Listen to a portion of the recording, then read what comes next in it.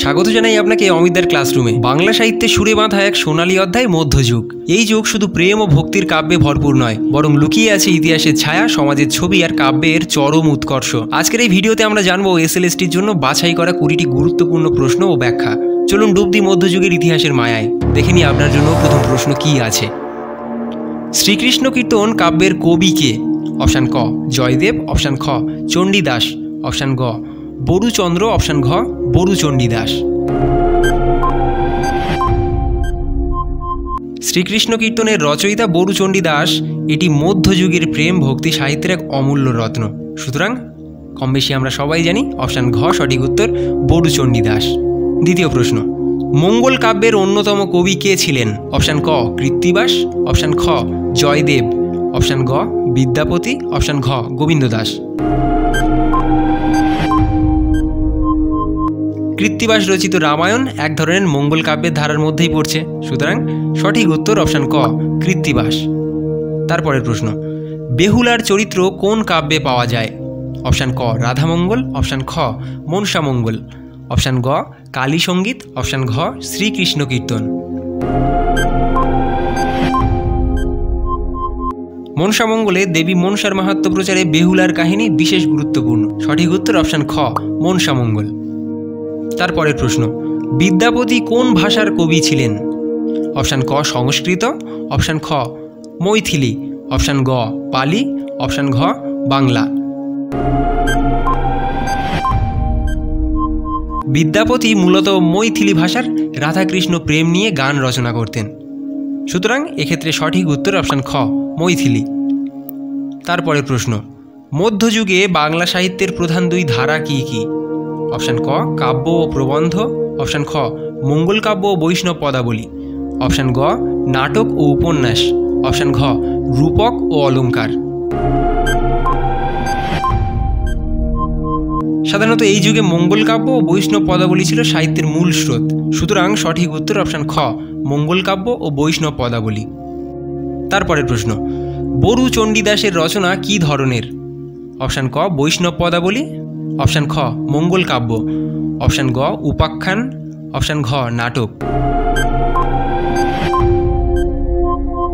বরুচণ্ডীদাস মূলত রাধাকৃষ্ণ প্রেমাশ্রয়ী পদ রচনা করতেন। সুতরাং সঠিক উত্তর অপশান ক বৈষ্ণব পদাবলী।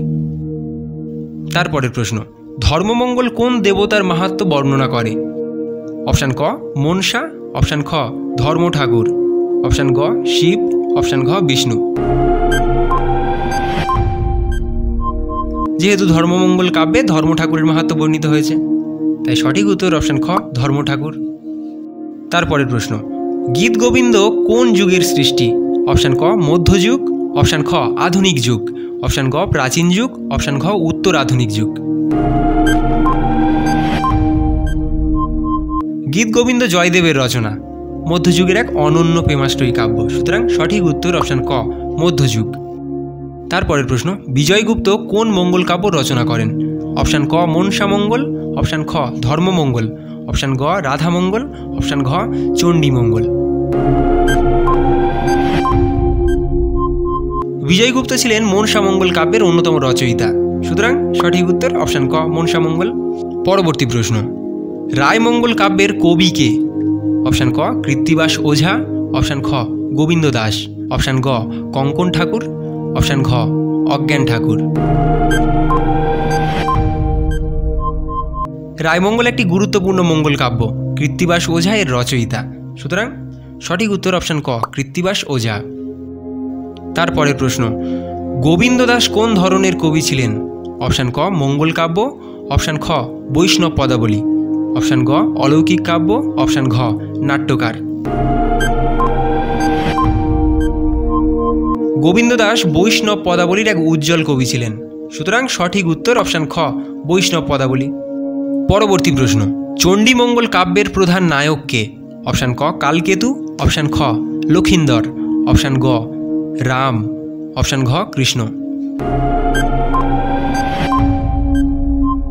চণ্ডীমঙ্গলে সাধারণত কালকেতুর কাহিনী প্রাধান্য পায় বেশি। এক্ষেত্রে সঠিক উত্তর অপশান ক কালকেতু। তারপরের প্রশ্ন, জয়দেবের রচনায় প্রধানত কি বর্ণিত হয়েছে?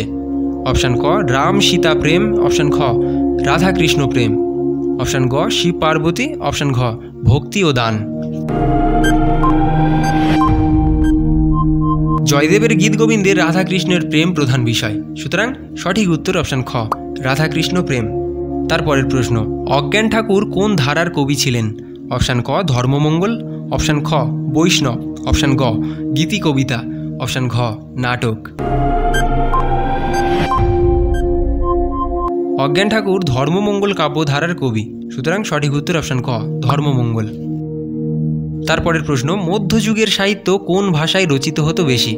অপশান ক প্রাক বাংলা ভাষা, অপশান খ ইংরাজি ভাষা, অপশান গ ফরাসি ভাষা, অপশান ঘ সংস্কৃত ভাষা। মধ্যযুগের বাংলা ভাষার শৈলী হিসেবে প্রাক বাংলা ও সাধু ভাষা ব্যবহৃত হতো, সুতরাং সঠিক উত্তর অপশান ক প্রাক বাংলা। তারপরের প্রশ্ন, রাধারানীর চরিত্র বৈষ্ণব পদাবলিতে কেমনভাবে উপস্থাপিত? অপশান ক ঈর্ষান্বিতা, অপশান খ প্রেমাসক্তা, অপশান গ ধ্যানস্থ, অপশান ঘ কঠোর।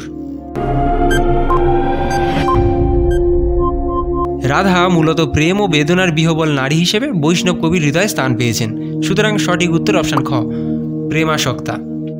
তারপরের প্রশ্ন, কঙ্কন ঠাকুর কোন ধারার রচয়িতা ছিলেন? অপশান ক চণ্ডীমঙ্গল, অপশান খ কৃষ্ণলীলা, অপশান গ ধর্মকাব্য, অপশান ঘ নাট্যকার। চণ্ডীমঙ্গলের অন্যতম কবি ছিলেন কঙ্কন ঠাকুর, সুতরাং সঠিক উত্তর অপশান ক চণ্ডীমঙ্গল। তারপরের প্রশ্ন, পদাবলী সাহিত্য কাকে বলে? অপশান ক রাধাকৃষ্ণ প্রেমমূলক পদ, অপশান খ দেশাত্মবোধক কবিতা, অপশান গ মঙ্গল কাব্য, অপশান ঘ প্রহসন। পদাবলী সাহিত্য রাধাকৃষ্ণ প্রেমাশ্রয়ী পদগুলির সংকলন, সুতরাং সঠিক উত্তর অপশান ক রাধাকৃষ্ণ প্রেমমূলক পদ। তারপরের প্রশ্ন, মধ্যযুগের সাহিত্য প্রধানত কী উদ্দেশ্যে রচিত হতো? অপশান ক বিদ্রোহ, অপশান খ ধর্মপ্রচার, অপশান গ রাজনীতি, অপশান ঘ দর্শন। ভক্তি ও দেবতার মাহাত্ম্য প্রচার ছিল সাহিত্য রচনার মূল উদ্দেশ্য, সুতরাং এক্ষেত্রে সঠিক উত্তর অপশান খ ধর্মপ্রচার। তারপরের প্রশ্ন, কৃষ্ণনগর কোথায় অবস্থিত? অপশান ক নদিয়া, অপশান খ হুগলি, অপশান গ বর্ধমান, অপশান ঘ দক্ষিণ 24 পরগনা। কৃষ্ণনগর মধ্যযুগীয় সাহিত্য চর্চার অন্যতম কেন্দ্রস্থল, এটি ছিল নদিয়া জেলায়, সুতরাং সঠিক উত্তর অপশান ক নদিয়া। মধ্যযুগ শুধু কাব্যের ইতিহাস নয়, এ যেন আমাদের সংস্কৃতির আদি হৃদস্পন্দন। আপনি যদি এই ভিডিওটি উপভোগ করে থাকেন তাহলে একবার অন্তত কমেন্ট করে জানিয়ে দিন আপনার অনুভূতি। ভুলবেন না সাবস্ক্রাইব করে পাশে থাকা বেল আইকনটি চাপতে, কারণ সামনে আসছে আরও গভীরতর আলোচনায় মধ্যযুগ থেকে আধুনিক বাংলা সাহিত্য পর্যন্ত। পরের পর্বে দেখা হবে আমাদের ক্লাসরুমে, জ্ঞান যেখানে আনন্দে মিশে যায়। ধন্যবাদ।